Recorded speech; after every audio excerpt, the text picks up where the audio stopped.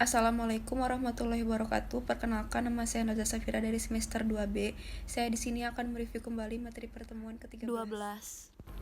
Kealpaan atau kulpa merupakan kebalikan dari kesengajaan atau dapat juga disebut kurang hati-hati yang terdiri dari kealpaan disadari atau Webewusstschuld dan kealpaan tidak disadari atau Onbewusstschuld. Unsur-unsur kealpaan. 1. Pelaku dapat menduga terjadinya akibat perbuatan. Dalam hal ini ada hubungan batin dari pelaku dengan akibat yang timbul dari perbuatannya, sehingga pelaku dapat menduga tetapi pelaku kurang hati-hati. Dan yang kedua, pelaku kurang hati-hati. Bentuk-bentuk kealpaan. Yang pertama, culpa lata atau Merkellich-Schuld atau Groove-Schuld, yaitu kealpaan berat. Yang kedua, culpa levis atau culpa levissima atau Lichte Schuld, yaitu kealpaan ringan. Yang ketiga, Bewusstschuld, yaitu kealpaan disadari. Pelaku dapat membayangkan atau memperkirakan kemungkinan timbulnya akibat dari perbuatannya. Dan yang keempat, Onbewusstschuld, yaitu pelaku tidak dapat membayangkan akibat yang mungkin timbul dari perbuatan yang dilakukannya. D. Kemampuan bertanggung jawab, yaitu keadaan batin atau jiwa seseorang yang sehat dan normal ketika melakukan tindak pidana.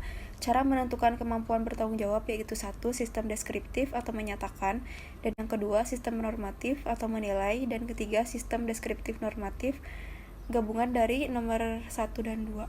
Tidak mampu bertanggung jawab untuk sebagian, yaitu suatu keadaan tertentu dari pelaku yang disebabkan keadaan jiwa, sehingga untuk sebagian dinyatakan ketidakmampuan bertanggung jawab. Yang pertama, kleptomani, yang kedua, piromani, yang ketiga, klaustrofobi, dan yang keempat, nymphomani.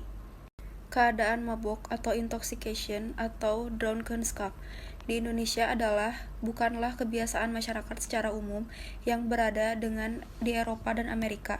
Jadi untuk perbuatan mabok harus ada alasan dan latar belakang yang jelas. Dalam hal pelaku melakukan mabok secara sengaja supaya berani dan tidak malu dalam melakukan kejahatan tindak pidana adalah termasuk kesengajaan dan dapat dipertanggungjawabkan segala konsekuensinya dan akibat dari perbuatannya. Jadi perbuatan alasan pemaaf atau penghapus pidana. Atas dasar itu harus dilihat batas mampu dan tidak mampu tanggung jawab. Batas mampu dan tidak mampu didasarkan ada dua pendapat, yaitu 1. Pelaku tetap dapat dipidana asalkan dapat dibuktikan bahwa pelaku mampu bertanggung jawab. Dan yang kedua, pelaku tidak dapat dipidana karena dianggap tidak mampu bertanggung jawab. Dasar pertimbangannya adalah in dubio pro reo. Apabila terjadi keraguan-raguan, maka harus diambil putusan yang paling menguntungkan bagi terdakwa.